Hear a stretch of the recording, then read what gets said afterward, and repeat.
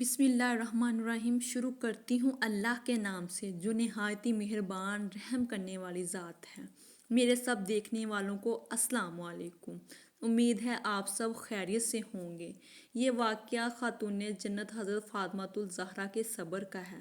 جب انہوں نے حضرت محمد صلی اللہ علیہ وآلہ وسلم سے خادمہ کی درخواست کی تو حضرت محمد صلی اللہ علیہ وآلہ وسلم نے انہیں کون سا عمل ایسا بتایا جو خادمہ سے بہتر تھا۔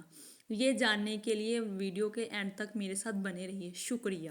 آج کا واقعہ شروع کرتے ہیں۔ مولا کائنات حضرت مولا علی نے اپنے خادم سے ایک مرتبہ ارشاد فرمایا، تمہیں خاندان نبوت کی لاڈلی شہزادی خاتون جنت حضرت فاطمۃ الزہرا کا واقعہ نہ سناؤں؟ خادم نے عرض کی، ضرور ارشاد فرمائیں۔ حضرت مولا علی نے فرمایا، چکی پیسنے کی وجہ سے ہاتھوں میں گٹے پڑ گئے تھے، پانی کی مشقیں بھی خود ہی اٹھا کر لاتی تھیں، جس سے سینے پر رسی کے نشانات بن گئے تھے، نیز جھاڑو لگانے کی وجہ سے کپڑے بھی گرد آلود ہو جایا کرتے تھے۔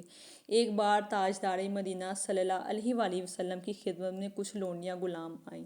میں نے بی بی فاطمہ کو مشورہ دیا کہ موقع اچھا ہے، اگر تم اپنے بابا جان رحمت للعالمین سے ایک خادم مانگ لاؤ تو تمہارا کام کاج میں بہت آسانی ہو جائے گی۔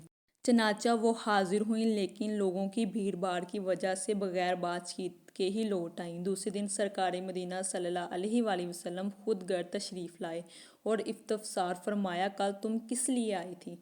حضرت فاطمۃ الزہرا خاموش رہی۔ حضرت علی رضی اللہ تعالیٰ عنہ نے عرض کی، سرکار، آپ کی شہزادی صاحبہ خود ہی گھر کے کام کرتی ہیں، چکی پیستی ہیں، پانی کی مشقیں خود بھر کر لاتی ہیں، جس کی وجہ سے ہاتھ اور سینے پر نشانات پڑ گئے ہیں، اور جھاڑو وغیرہ لگانے کی وجہ سے کپڑے بھی گرد آلود ہو جایا کرتے ہیں۔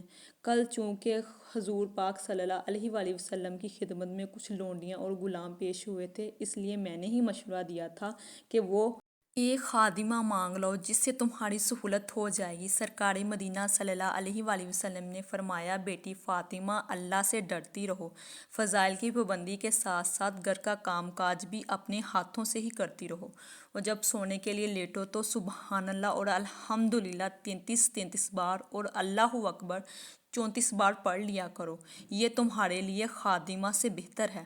حضرت فاطمۃ الزہرا نے عرض کی، میں اللہ اور اس کے رسول سے راضی ہوں۔